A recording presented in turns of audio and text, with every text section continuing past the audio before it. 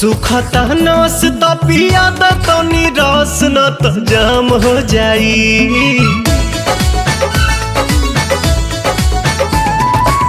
सुखता नस त पिया द तनी रस न त जाम हो जाई, न त जाम हो जाई। ए राजा चलो ना पिपरवा के तरवा ओही जे सारा काम हो जाई। ए राजा चलो ना पिपरवा के तरवा ओही जे सारा काम हो जाई। जानी बात टरकाव यही लागे ढरकाव रानिया जुरी में उठावा के पानी। बड़ा तेज बट धूप सब राजा रूप देख काहे में फंस जवानी। राजा चलो ना पिपरवा के तरवा ओही जे सारा काम हो जाई। ए राजा चलो ना पिपरवा के तरवा ओही जे सारा काम हो जाई।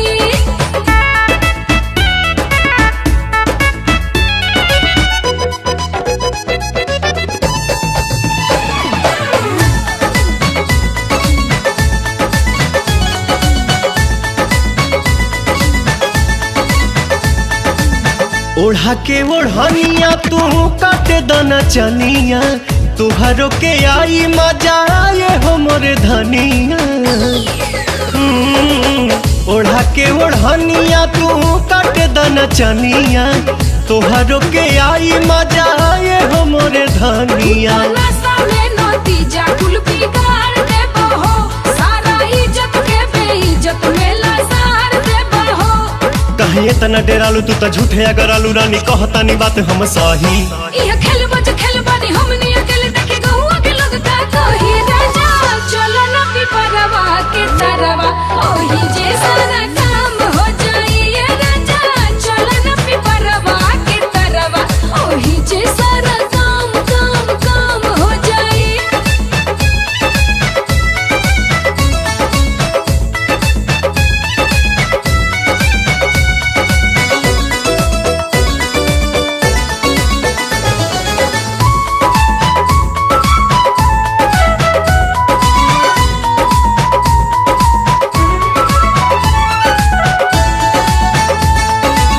गाल धके मस कब तबे जाके घस कब, सपना में देखल चीज सोझावा से चस कब। गाल धके मस कब तबे जाके घस कब, सपना में देखल चीज सोझावा से चस मोरे कब। सोना मोरे हीरा तू तो बड़ा पगलाइल, लागे मना मना बात कुली खोला मत फाइल। बाटे खड़ा दोपहर मन मारता लहर रानी मनवा के कैसे मनाही। छोड़ जाए दाई जान चल खइला ने मन अब कहिलो न जाता नहीं। राजा चलो ना पिपरवा के तरवा ओही जे सारा